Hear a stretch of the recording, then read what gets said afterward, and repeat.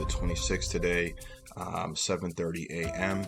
and we are just going to be taking news up our LinkedIn page before we move forward with these new software updates, these new products that are rolling out, new updates coming out in the market. Go ahead and like and subscribe to our channel. It definitely helps us go through the YouTube algorithm so more people can view videos like this and they can get updated on the newest tech rollouts, updates, deals, and things of that nature. All right, and if you guys have been watching us up to this point, I really want to thank you so much. You guys have been, truly amazing. Our channel is slowly growing, but we appreciate you guys for definitely tuning in and just seeing what we're about and just getting educated daily, right? If you haven't already, go ahead, tune into our podcast channel as well. It's called Electronic News Network. We're available on Spotify, Google Podcasts, Apple Podcasts as well. So without further ado, guys, let's get started for today. We're taking our news off of the LinkedIn page today. If you haven't followed us on LinkedIn too, guys, go ahead. We'll leave a link in the description. You can follow us on LinkedIn and other social media channels as well. All right, so moving forward, guys, we got the Intel Core i7. So this is a type of processor, guys. 11700K, goes on sale early, and the price might shock you. We all know how i7s usually are typically expensive, right? So if you have an i7 computer, that computer is going to be at least worth, at least $400 or $500.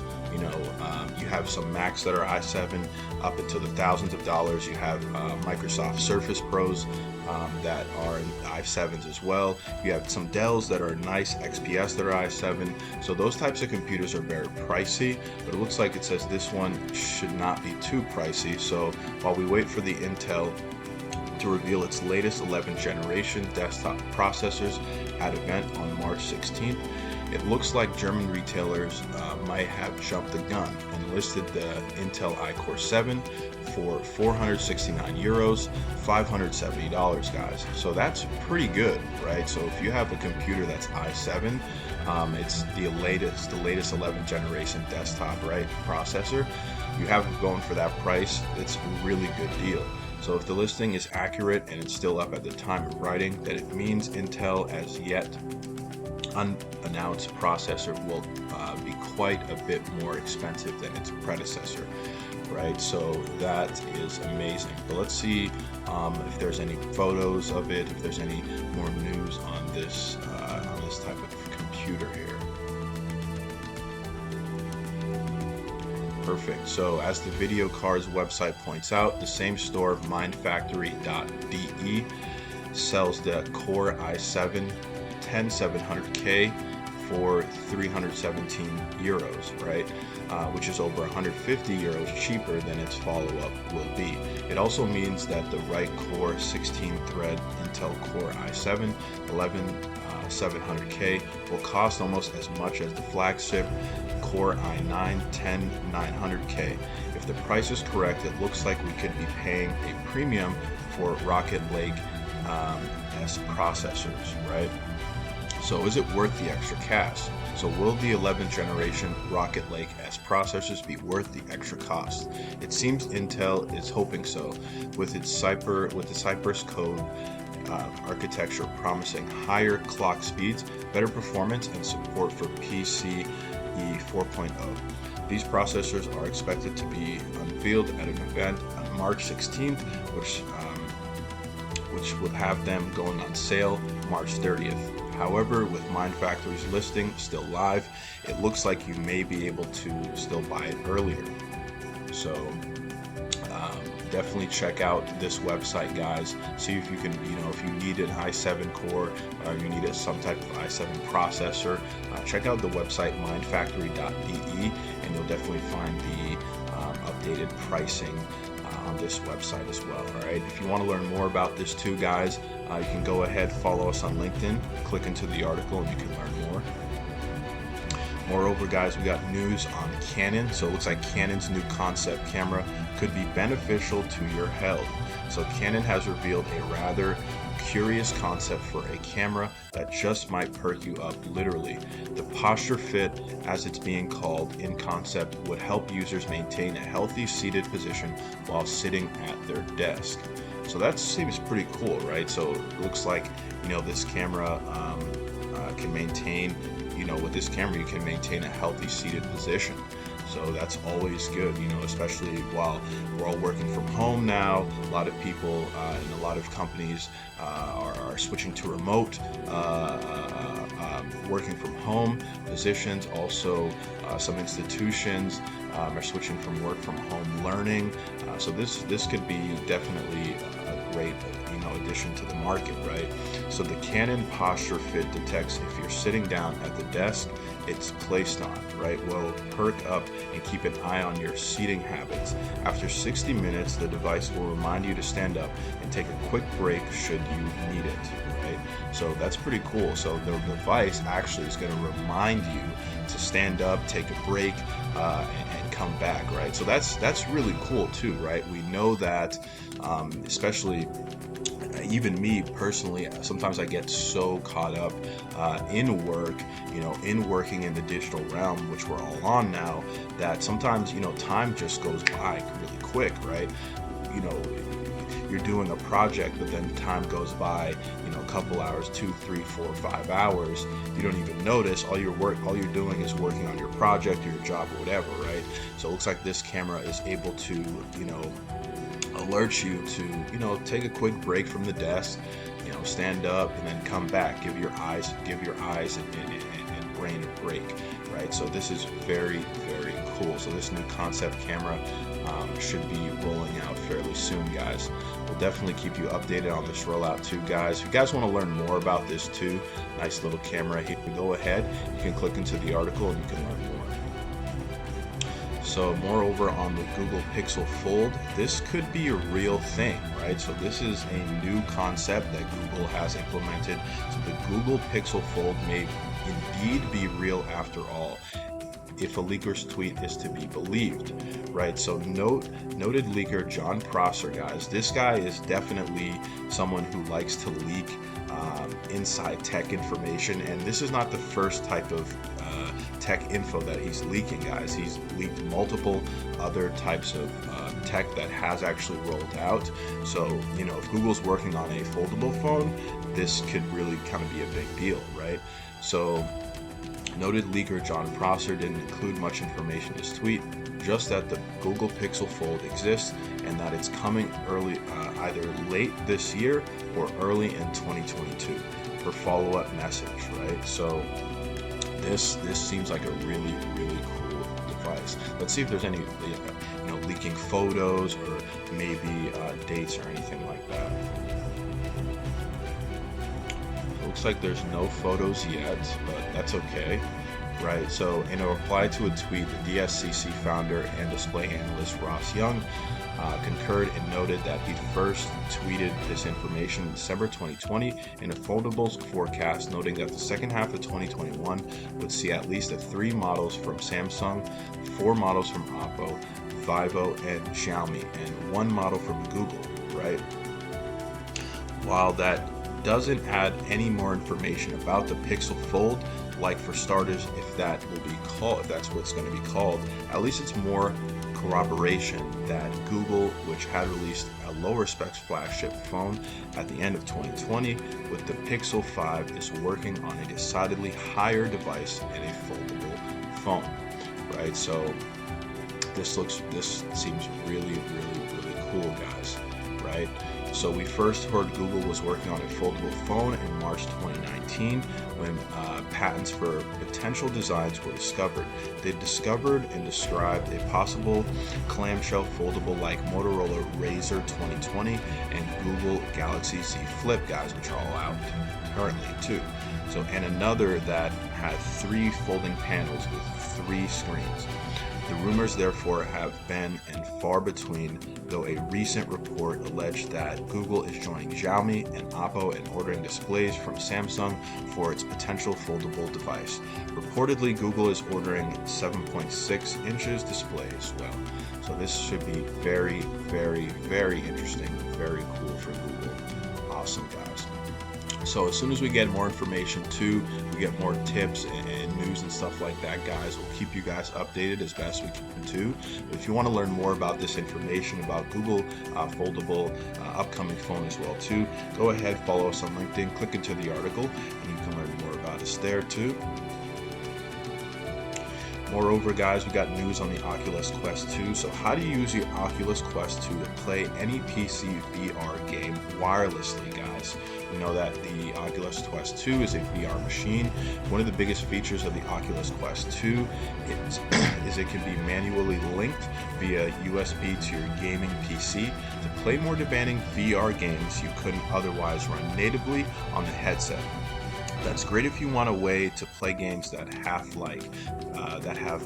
Half-Life, Alex, but obvious downside is that you're now physically tethered to a PC, so much as the wireless freedom that the Oculus Quest 2 advertises. Thankfully, the developers at Virtual Desktop have already figured out the seemingly impossible way on how to run system-intensive titles on your PC and stream the visual feeds to your VR device while syncing all of your movements over Wi-Fi. It gives you the best of both worlds, letting you play games you want without having to be attached to your cable to the computer. So that is very, very, very amazing, guys. Obviously, if you want to learn more about how to actually use your Oculus Quest 2 to play VR games, PC VR games wirelessly, you can go ahead, follow us on LinkedIn, click into the article as well. All right, so so it looks like you can buy the Virtual Desktop app for Quest. Right, so the Virtual Desktop app lets you access your PC through a lens of a VR headset. You can use it for games like we'll be doing, right? But you can also use it to watch movies you have stored on your PC in a variety of different virtual environments. There is a Quest-specific version of the app that you can purchase here for $20. Right, so make sure that it's compatible with the Oculus Quest underneath the purchase button as well. After you purchase it, install it on the headset as well, guys. All right, and also, guys, if you want to learn more too, you can go into this article, and it's definitely going to tell you definitely tell you step by step on how to actually set up your virtual desktop with your Oculus Quest 2, guys, so you guys can play on Wi-Fi. It'll be definitely way more interesting, okay? Moreover, guys, we got news on Facebook, right? Trying to act like Google and Amazon. Facebook is a powerhouse. Facebook now wants to make a Hey Facebook thing. Hey Facebook a thing, right? So you know how in Google devices they have Hey Google, Google Voice, right? So Google Home, you say, Hey Google, what's the weather out today? Hey Google, turn off the lights, right? Hey Google, what is the price of Bitcoin? And Google will answer, right? And same thing with Alexa too. You know that, if you say, Hey Alexa, Alexa responds. Hey Alexa, turn off the lights. It executes, right? Hey Alexa, what is the date today? Hey Alexa, what is the size of Mars? It'll give you those types of answers. It looks like Facebook is trying to do a similar thing, right? So Facebook has introduced a new Hey Facebook wake word for its family of Portal smart displays and the Oculus Quest platform. The company only formally announced it was gradually rolling out to Quest headsets, but its portable support page now lists Hey Facebook as an alternative to Hey Portal. So a look through the Wayback Machine shows it used to only list Hey Portal as recently as February 5th, 2021. Oculus owners can fret a little less knowing that it's launching as an opt-in feature buried in the experimental features panel within the headset settings, right? So Oculus says it will remain that way too, which was smart to mention, knowing that some users might fear it becoming mandatory. You can also still use the voice commands app, the issues commands, by double tapping the Oculus button without opting in to use Hey Facebook wake word as well. All right, so this is very, very cool. So this is going to be on the Oculus Quest platform. So definitely get ready for this change, guys, for this rollout. We'll definitely keep you guys updated on this as well too. If you want more information about this new feature as well, guys, go ahead, guys, follow us on LinkedIn, click into the article, and you can learn all the information you need to know. You see this interesting photo here of the ATV car, this ATV project here. Looks like Nikola stops work on electric watercraft and ATV projects, right? Zero emission trucking company Nikola has shuttered its so-called power sports division and is pausing work on its electrical personal watercraft and off-road vehicle, first announced in April 2019. The Nikola stopped work on the projects as part of a larger push to focus on getting its first hydrogen-powered truck out the door, following a number of stumbles in 2020. The decision cost the startup $14.4 million, according to the regulatory filing. So it looks like they're putting these zero-emission they're putting this project of the ATVs on hold, guys, right? So it looks like they're probably focusing on different things, different aspects of their company, but something like this definitely, it's coming, but it's too early in 2021. Something like this, nobody's going to be, I shouldn't say nobody, there's going to be a specific audience, people with that have enough money to afford something like this. But when you're talking about the overall global market of EVs, electric vehicles, people driving stuff like this, people actually taking the time to do this, it's going to be very slim. So this is probably why, they're taking their eyes off this. They're putting this project on hold so they can focus on other things, guys. Right, so if you want to learn more about this too, you guys want to see some more pictures, and maybe possibly videos about these ATV projects, you can go ahead, follow us on LinkedIn, click into the article, and you can learn more there too. More news on Apple. It looks like they released the macOS update to prevent damage from third-party docks and dongles, right? So Apple is once again releasing an update to prevent a charging problem from killing MacBooks. This time it's to fix a problem where 2019 and later MacBook Pros and 2020 and later MacBook Airs were being damaged when connected to third-party USB-C hubs and docks, right?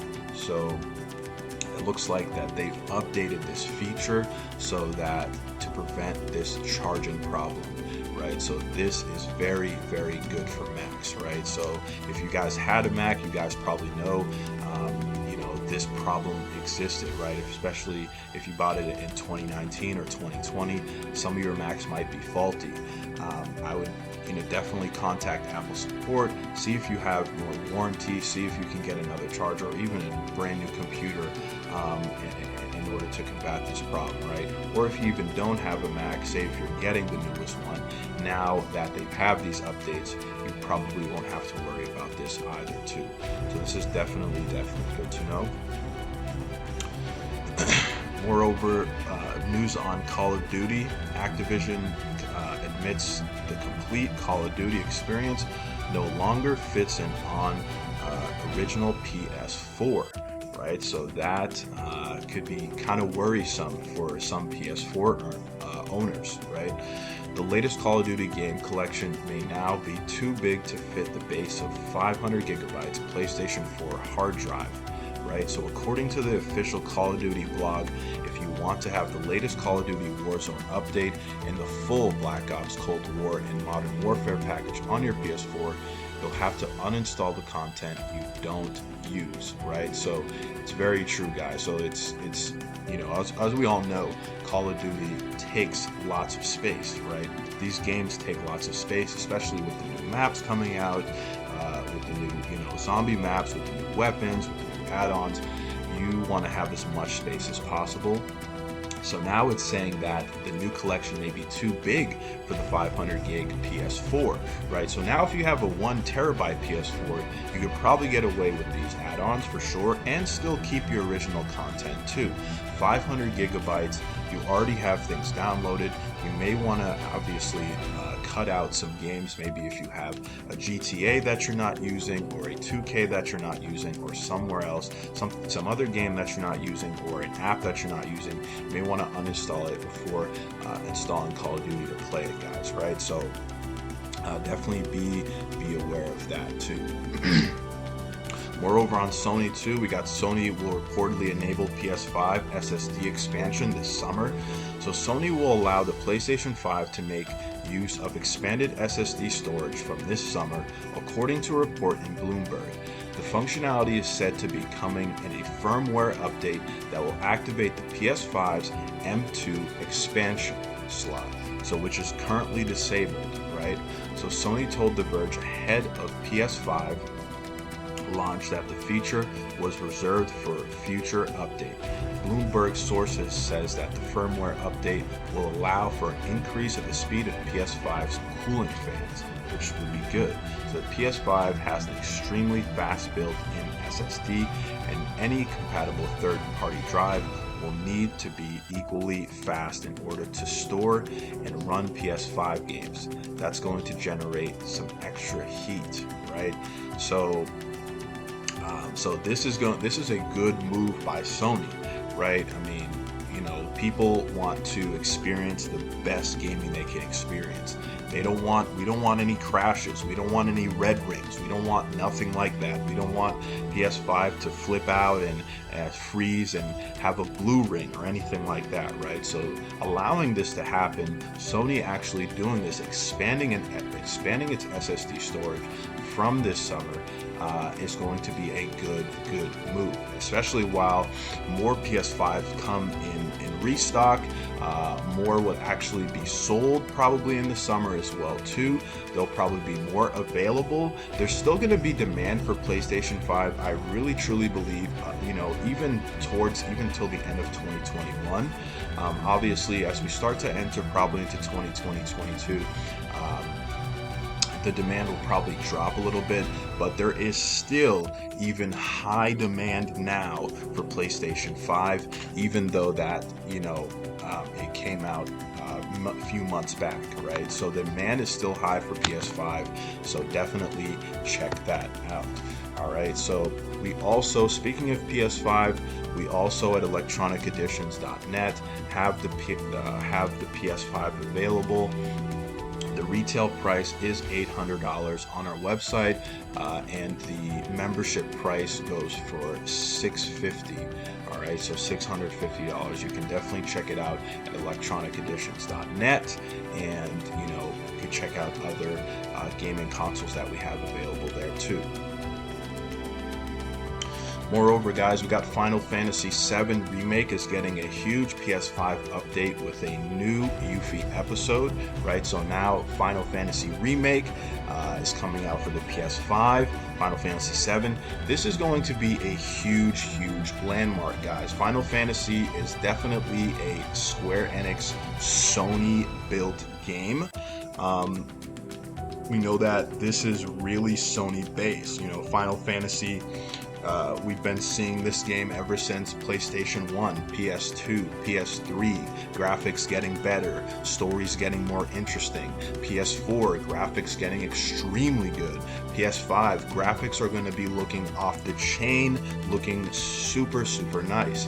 So it looks like the world of Final Fantasy VII Remake is getting bigger with a new episode featuring new characters like Yuffie, Kasaragi, and big quality of life changes for the PlayStation 5 called Final Fantasy VII Remake Integrate.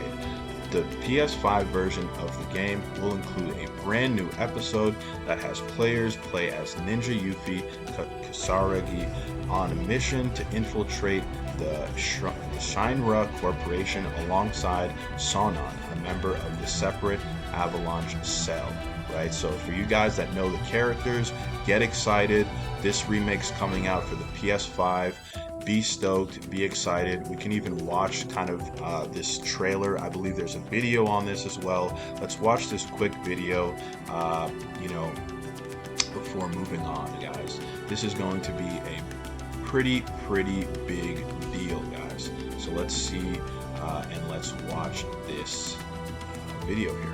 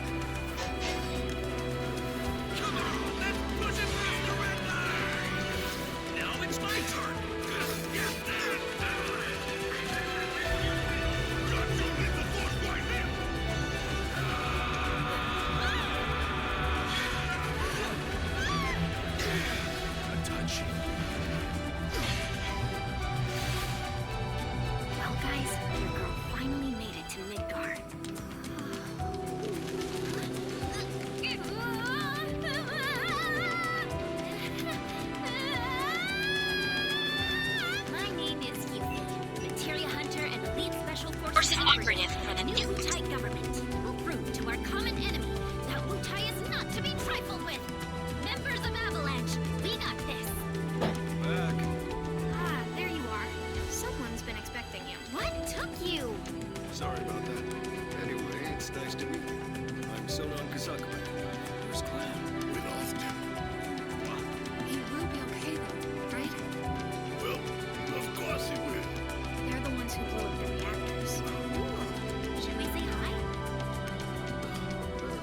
After what they've done, they're gonna soon show us on their tail. Look, a Moogle! Stop! We gotta help him.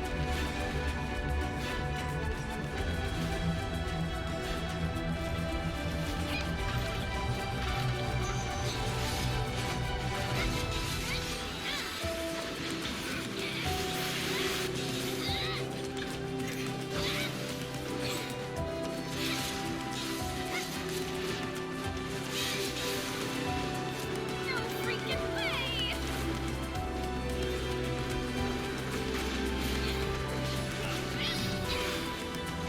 Boss!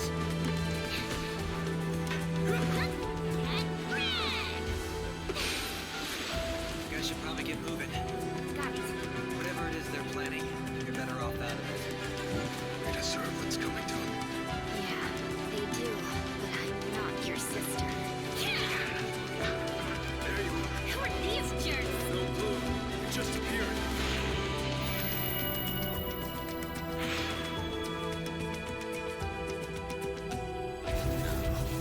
Let the hunts begin. Nice. So coming out June 10th, guys. The remake's coming out June 10th for the PS5.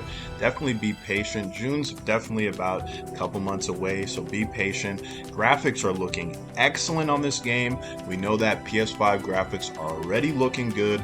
You have it on 4K, you have it on 8K. It's going to be looking extremely gorgeous. Gameplay is going to be very intuitive. We know how Final Fantasy is. Also, guys, we also know how this is Square, so hopefully they'll come out with a Kingdom Hearts remake as well for the PS5. You know, I know they did that for the PS4. They came out with Kingdom Hearts 3 for the PS4. All been waiting for the PS4. Hopefully they come out with the Kingdom Hearts 3 remake for the PS5.